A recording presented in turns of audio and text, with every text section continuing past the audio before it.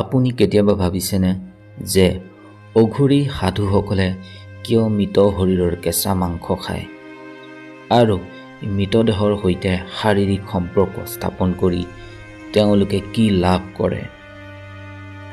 আৰু আটাইতকৈ ৰহস্যময় কথাটো হ'ল অঘৰী সাধুসকলে কেৱল মহিলাৰ মাহেকীয়া ঋতুস্ৰাৱৰ সময়তহে তেওঁলোকৰ সৈতে শাৰীৰিক সম্পৰ্ক স্থাপন কৰে।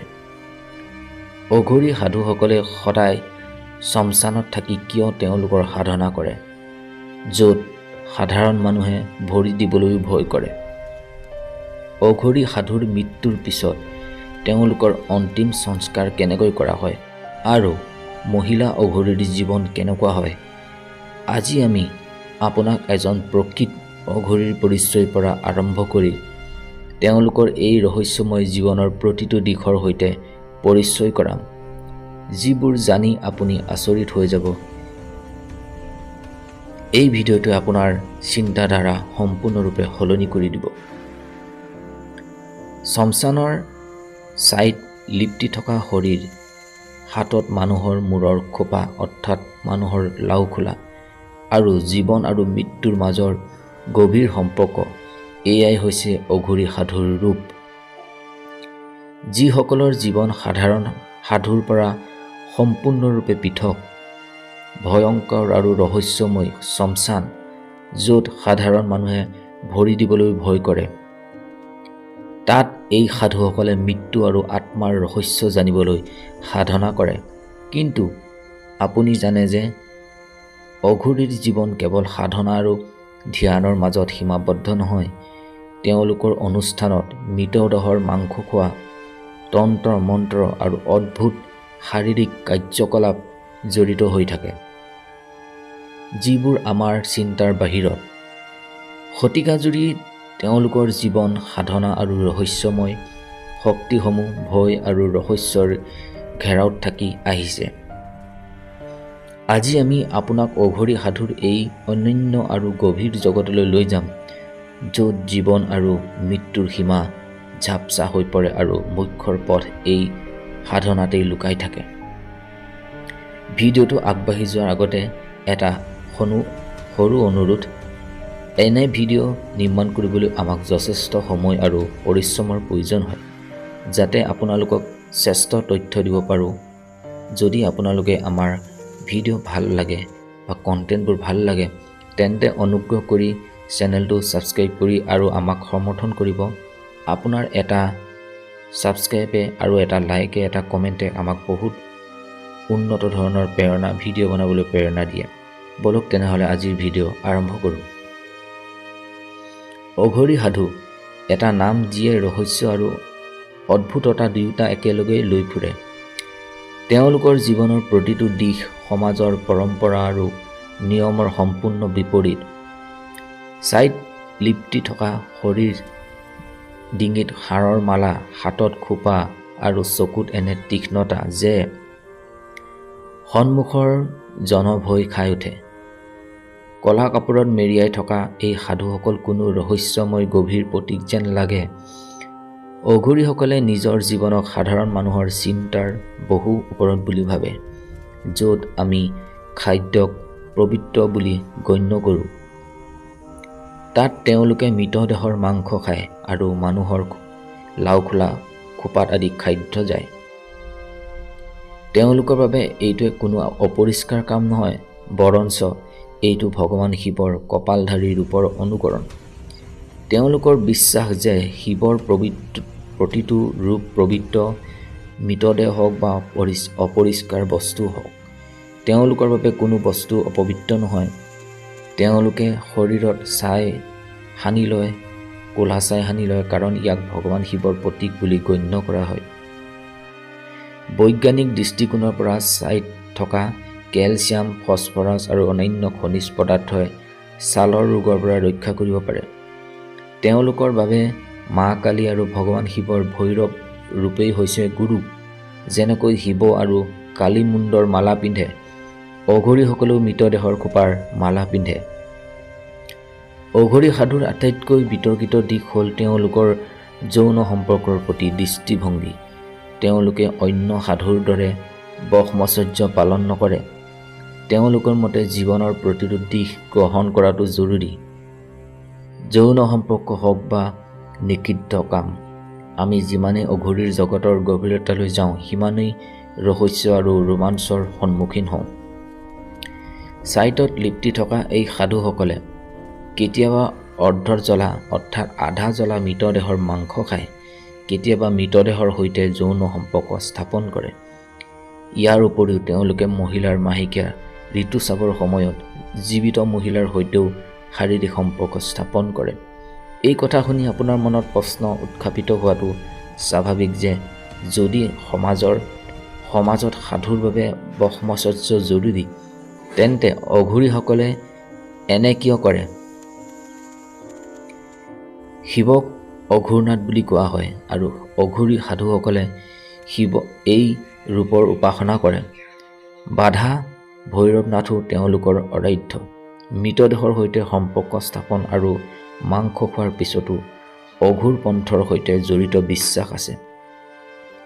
তেওঁলোকৰ মতে মৃতদেহৰ সৈতে শাৰীৰিক সম্পৰ্ক স্থাপন কৰাটো শিৱ আৰু শক্তিৰ পূজাৰ এটা পদ্ধতি।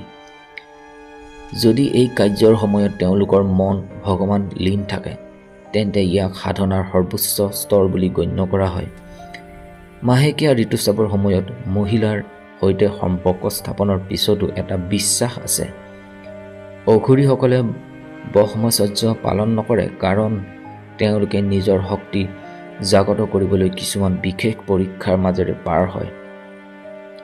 তেওঁলোকৰ মতে এই সময়ত মহিলাৰ সৈতে সম্পৰ্ক স্থাপন কৰি যদি তেওঁলোকে শিৱত লীন হ'ব পাৰে, তেন্তে তেওঁলোকে বিশেষ শক্তি লাভ কৰে। কোৱা হয় যে যেতিয়া অঘৰী সাধুসকলে ঢোল, নাগাৰা আৰু মঞ্জিৰাৰ মাজত এই কাৰ্য সম্পন্ন কৰে, তেতিয়া ই তেওঁলোকৰ সবাতোতকৈ কঠিন শক্তি পৰীক্ষা হয়। যদি এই সময়ত তেওঁলোকে নিজৰ মন শিৱত স্থিৰ ৰাখিব পাৰে, তেন্তে তেওঁলোকক সম্পূৰ্ণ অঘৰী বুলি গণ্য কৰা হয়। এইটো তেওঁলোকৰ বাবে এটা প্ৰকাৰৰ ব্ৰহ্মচৰ্যই, কাৰণ শাৰীৰিক কাৰ্যৰ মাজতো তেওঁলোকৰ মন কেৱল ভগৱান শিৱত কেন্দ্ৰীভূত থাকে। অঘৰী সাধুসকলে সেই সকলো বস্তু ব্যৱহাৰ কৰে যিবোৰক সমাজে অপৰিষ্কাৰ বুলি গণ্য কৰে। মূলমূত্ৰ হওক, মৃতদেহ হওক বা যিকোনো অপৰিষ্কাৰ বস্তু, তেওঁলোকৰ বাবে প্ৰতিটো বস্তুত শিৱৰ বাস। এই অভ্যাসে তেওঁলোকক ঘৃণা আৰু সামাজিক সীমাৰ ওপৰলৈ উঠাত সহায় কৰে। যেতিয়া কোনো অঘৰী সাধুৰ অন্তিম সংস্কাৰ কৰা হয়, তেতিয়া সেয়া কেৱল এটা বিধি নহয়, ই এটা আধ্যাত্মিক যাত্ৰাৰ অন্তিম পৰ্যায়, যিটো জন্ম মৃত্যুৰ চক্ৰৰ বাহিৰত বুলি গণ্য কৰা হয়। অঘৰীৰ বিশ্বাস যে মৃত্যু কেৱল দেহ ত্যাগৰ কথা, আত্মা চিৰন্তন আৰু শিৱত বিলীন হৈ যায়। সেইকাৰণে তেওঁলোকৰ অন্তিম সংস্কাৰত ভয়, শোক বা কান্দোনৰ পৰিৱেশ নাথাকে, বৰঞ্চ ই এটা পবিত্ৰ উৎসৱৰ দৰে পৰিৱেশ হয়। অন্তিম সংস্কাৰৰ আগতে মৃত অঘৰীৰ শৰীৰৰ শ্মশানৰ ছাই মাখোৱা হয়, যিটো তেওঁ জীৱনকালত নিজৰ শৰীৰত ধাৰণ কৰিছিল। এই কলা ছাইক শিৱৰ ভস্ম বুলি গণ্য কৰা হয়, যিয়ে শৰীৰৰ পঞ্চতত্ব বিলীন কৰে আৰু আত্মাক শিৱলোকত উপনীত কৰাৰ প্ৰতীক।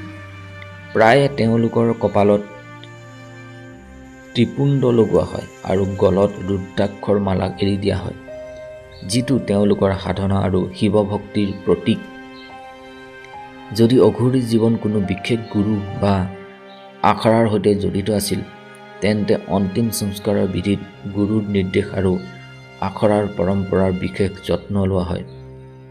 কেতিয়াবা গুৰুৰ অনন্য শিষ্যসকলো শ্মশানত গোট খায় আৰু শিৱ তাণ্ডৱ, তুষ্ট আৰু মহামৃত্যুঞ্জয় মন্ত্ৰ বা গুৰুৰ দ্বাৰা শিকোৱা গোপন মন্ত্ৰ জপ কৰে। বিশ্বাস কৰা হয় যে এই মন্ত্ৰৰ উচ্চাৰণে আত্মাক সহজ গতি প্ৰদান কৰে আৰু ই বন্ধনৰ পৰা মুক্ত হৈ নিজৰ মূল স্বৰূপলৈ ঘূৰি যায়। কিছুমান পৰম্পৰাত অঘৰীৰ শৰীৰ জ্বলোৱাৰ আগতে তেওঁৰ হাতত এটা সৰু খপ্লৰ অৰ্থাৎ মানৱ দেহৰ মূৰৰ লাও খোলা পাত্ৰ ৰখা হয়। এই খপ্পৰটোৱে সেই পাত্ৰ য'ত তেওঁ সাধনাৰ সময়ত ভোগ দাঙি ধৰিছিল আৰু ইয়াক তেওঁৰ তপস্যাৰ প্ৰমাণ বুলি গণ্য কৰা হয়। বিশ্বাস কৰা হয় যে এই খপ্পৰ জ্বলি যোৱাৰ পিছতো সম্পূৰ্ণৰূপে ধ্বংস নহয়, বৰঞ্চ ছাইৰ মাজত এটা সৰুৰ প্ৰতীকৰ ৰূপত থাকি যায়, যিটো গুৰু বা নিকটতম শিষ্যই সুৰক্ষিত কৰি ৰাখে।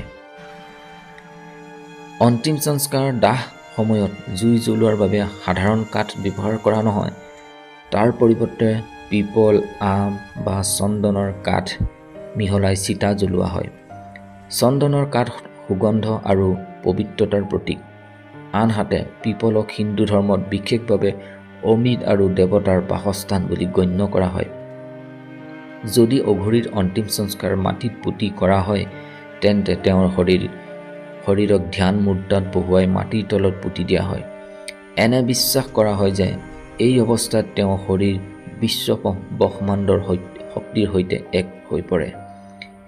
এই স্থানত পিছত প্ৰায়ে শিৱলিংগ বা এটা সৰু মন্দিৰ স্থাপন কৰা হয়, যিটো পৰৱৰ্তী শিষ্যসকলে সাধনাৰ স্থান হিচাপে ব্যৱহাৰ কৰে। প্ৰিয় দৰ্শকবৃন্দসকল, আপুনি এই ভিডিঅ'টো এই পৰ্যন্ত চাইছে, ইয়াৰ মানে আপুনি এই ৰহস্যৰ ওপৰলৈ আৰু ওচৰলৈ আহিছে। তেন্তে কমেণ্ট বক্সত আপোনাৰ মতামত অৱশ্যে লিখিব আৰু ক'ব এই যাত্ৰা আপোনাৰ কেনে লাগিল, আৰু যদি আপুনি এই কাহিনী পৰৱৰ্তী অধ্যায় জানিব বিচাৰে, তেন্তে আপুনি কমেণ্ট বক্সত ইয়াৰ দ্বিতীয়টো ভিডিঅ' পাৰ্ট 2 বুলি লিখিবলৈ নাপাহৰিব। পৰৱৰ্তী ভাগত আমি সেই সত্যৰ পৰা পৰ্দা তুলিম যিটো শতিকা জুৰি লুকুৱাই ৰখা হৈছে। আমি জানিম অঘৰীসকলক কোনে সৃষ্টি কৰিলে, তেওঁলোকৰ মাজত সৰ্বশ্ৰেষ্ঠ কোন আৰু মহিলা অঘৰীৰ সাধৱীৰ সৈতে জড়িত সেই ৰহস্যসমূহ, যিবোৰৰ বিষয়ে হয়তো কোনেও কেতিয়াও শুনা নাই। তেন্তে আমাৰ সৈতে সদায় জড়িত হৈ থাকক আৰু আমাৰ বিমান বৰা মটিভেশ্যন চেনেলটো ছাবস্ক্ৰাইব কৰি লওক, কাৰণ পৰৱৰ্তীবোৰত আমি আকৌ এনেকুৱা ভিডিঅ' লৈ আহিম। গভীৰ অন্ধকাৰত সোমাবলৈ পৰৱৰ্তী ভিডিঅ'ত লগ পোৱাৰ আশাৰে পুনৰ আজিৰ ভিডিঅ'ত আপোনালোকৰ মাজৰ পৰা বিদায় মাগিছোঁ। ধন্যবাদ।